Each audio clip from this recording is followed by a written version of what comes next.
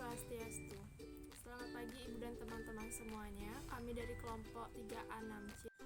Kami akan mempresentasikan aplikasi sifat koligatif larutan penurunan titik beku dalam farmasi, yaitu persediaan suppositoria. Sebelumnya saya akan memperkenalkan anggota kelompok 3, yaitu saya sendiri Niputu Rianu Tamiari, dan teman saya Niputu Wanda Aprilia, Niwayan Harum Sintasari, Nurul Fajriah, Pandema Deprianka, dan Milo Pina Indriani.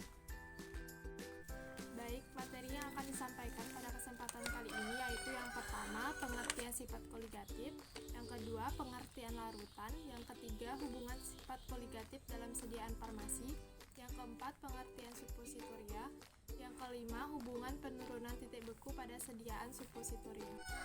Baik, untuk mempersingkat waktu akan saya berikan kepada pembicara satu.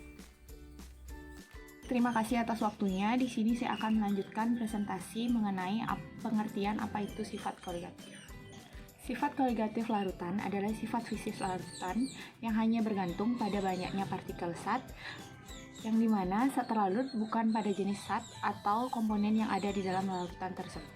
Sifat koligatif dibagi menjadi 4 bagian. Yang pertama yaitu penurunan tekanan uap jenuh atau delta P. Penurunan tekanan uap jenuh merupakan tekanan uap yang terjadi karena zat terlarut yang sangat tinggi dan tidak mengalami penguapan. Yang kedua yaitu penurunan titik beku atau delta TF. Penurunan titik beku atau delta TF merupakan suhu pada saat tekanan uap cairan sama dengan tekanan uap padatannya, atau titik di mana air mulai membeku. Yang ketiga adalah kenaikan titik didih atau delta TB. Kenaikan titik didih adalah suhu pada saat tekanan uap jenuh air sama dengan tekanan di luar air. Yang keempat yaitu tekanan osmotik atau P. Tekanan osmotik merupakan gaya yang diperlukan untuk mengimbangi desakan zat pelarut yang melalui selaput semi-permeabel ke dalam larutan. Materi selanjutnya akan dilanjutkan oleh teman saya.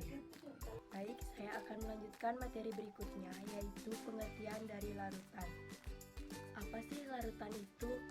Nah, larutan adalah campuran homogen dari dua zat atau lebih yang saling melarutkan dan masing-masing penyusunnya tidak dapat dibedakan secara fisik.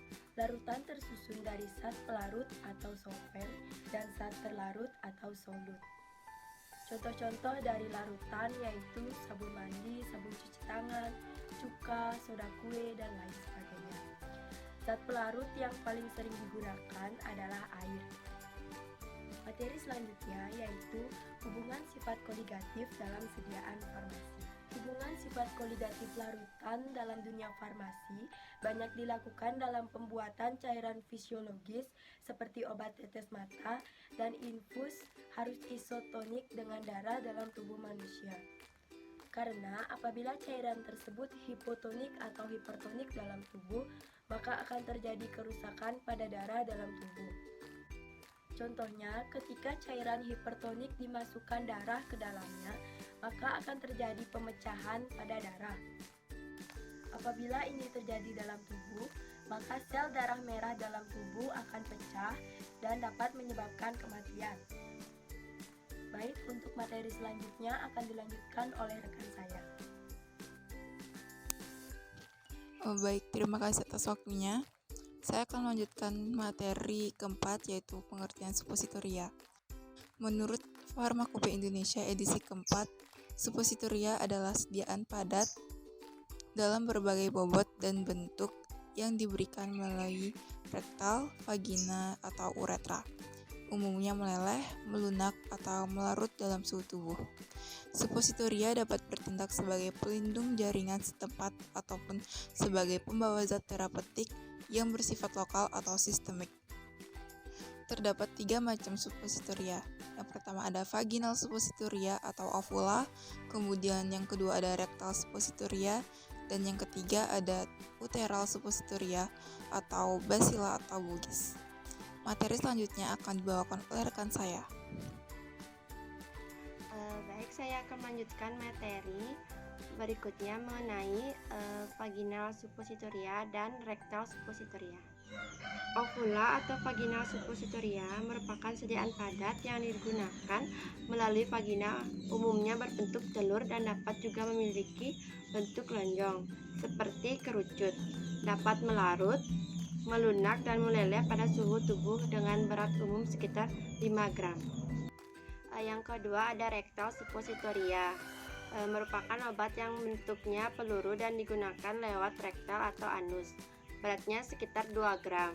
Suppositoria rektal akan hancur atau larut dalam suhu tubuh dan akan menyebar secara bertahap ke lapisan usus rendah atau rektum, di mana di sana ia akan diserap oleh aliran darah.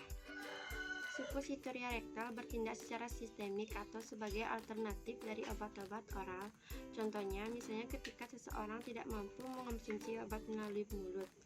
Obat ini mudah diserap di dalam rektum karena rektum kaya akan pembuluh darah. Baik, materi selanjutnya akan dilanjutkan oleh rekan saya. Yang ketiga ada uretral suppositoria. Uretral suppositoria atau bacilla bugis digunakan lewat uretra, bentuk batang panjang antara 7 cm sampai dengan 14 cm. Suppositoria uretra digunakan sebagai antibakteri dasar dan sebagai antiseptik lokal untuk pemeriksaan uretra. Pelebelan dan pengawasan suppositoria pada temperatur kamar, tetapi menempatkan suppositoria dalam kulkas untuk memastikan waktu yang cukup untuk penyisipan ini harus selalu dibasahkan. Materi yang kelima ada hubungan penurunan titik beku dengan sediaan suppositoria. Hubungan penurunan titik beku dengan farmasi adalah pada sediaan padat suppositoria, yaitu obat yang diberikan melalui rektal, vagina, dan uretra. Pada umumnya, basis sediaan suppositoria menggunakan basis coklat atau kakao yang dapat meleleh pada suhu tubuh sehingga terjadi penurunan titik beku yang tergantung pada basisnya atau zat yang membawa zat aktif pada suatu sediaan. Baik, sekian materi yang dapat saya sampaikan. Waktu saya kembalikan kepada moderator. Baik, terima kasih atas waktunya. Sekian presentasi dari kelompok 3. Apabila ada salah kata atau kekurangan, kami mohon maaf. Kami akhiri dengan Param Santi. Om Santi